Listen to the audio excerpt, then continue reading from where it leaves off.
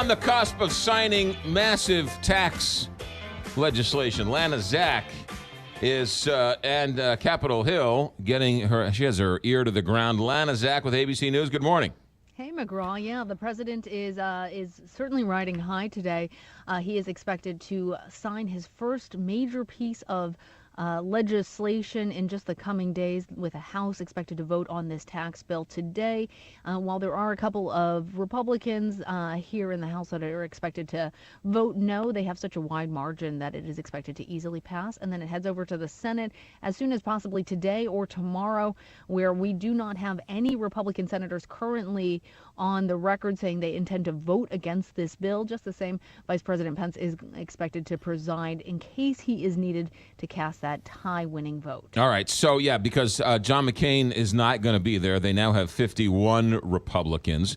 But Bob Corker, right, this is drama till the bitter end. What's this Bob Corker dust up now? Well, Bob Corker, you'll remember, was the only Republican senator to vote no in the initial bill. Then he turned around and said, even though his number one concern, the reason he said he was going to be voting against it initially, was that $1.5 trillion price tag, that hadn't changed. But he said he ultimately looked at the bill and it was better for Americans to have it than to not have it. So he had changed his vote to yes. That surprised many people. And then it came out that there was a change in the tax bill that would benefit people who make money off of real estate, and Bob Corker does. So there was some speculation that perhaps that had led to his change in tone. He issued off a rebuttal, also asking how that change had been made, trying to make it clear that he had not been involved in it. But ultimately, I think that's probably pretty far inside the beltway and is not ultimately going to end up hurting Senator Corker in the long run. But he did ask, hey, people explain why this went in. I had nothing to do with this. And wasn't it Orrin Hatch who came out and said that Bob Corker had nothing to do with it, but nobody knows how this little tax line went in that reaps benefits for people in real estate? You know, I bet you if you ask how some of the biggest handouts to some of the wealthiest Americans got in there, there's nobody who's going to raise their hand and take credit for it. Unlike, Senator Rubio taking credit for the child tax credit, the things that benefit working and middle class Americans more. In this case, Corker vehemently denies that he had anything to do with it, saying, in fact, that he was blindsided by this addition, and his fellow Republicans supporting him in that assertion.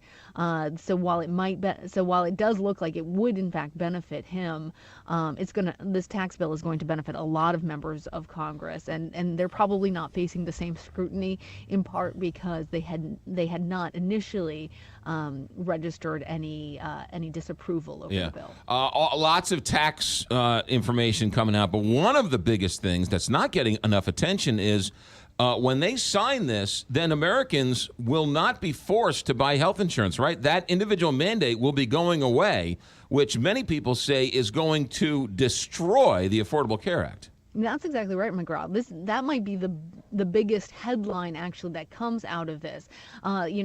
Because the tax bill will in fact eliminate the Obamacare insurance mandate, it is expected to just really Tanya Harding the kneecaps of Obamacare.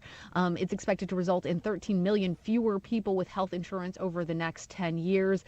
We see protesters here at the Capitol. Remember, this tax bill isn't popular with the American public. Some people are starting to get more on board now with some of the changes, but overall, most public opinion polls say that Americans are deeply concerned about the Democratic argument, which is that this tax bill is going to benefit disproportionately corporations and the wealthiest of Americans at a cost in the long term that is going to hurt middle class and working class Americans, even though everybody will see, presumably, or most everybody will see a tax cut in the beginning.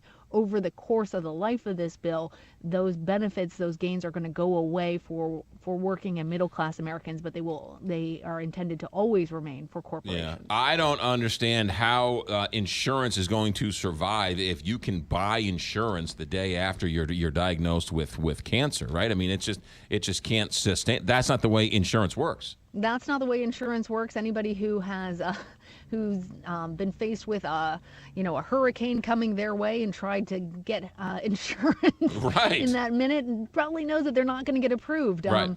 And right now there are some very serious concerns about America's health insurance industry, something that we are told is going to be discussed and going to be perhaps buttressed. Remember, that was an assurance that was made to Senator Susan Collins that there were going to be other things that would be done to help with health insurance, which continues to be a great problem in America and going to be potentially even more so following the passage of this tax bill. Well, when you break it, you own it. So it is now officially Trump care when he signs the bill. Lana Zak, ABC News correspondent on the Hill with her ear to the ground. Lana, thanks for checking in. Thanks, McGraw.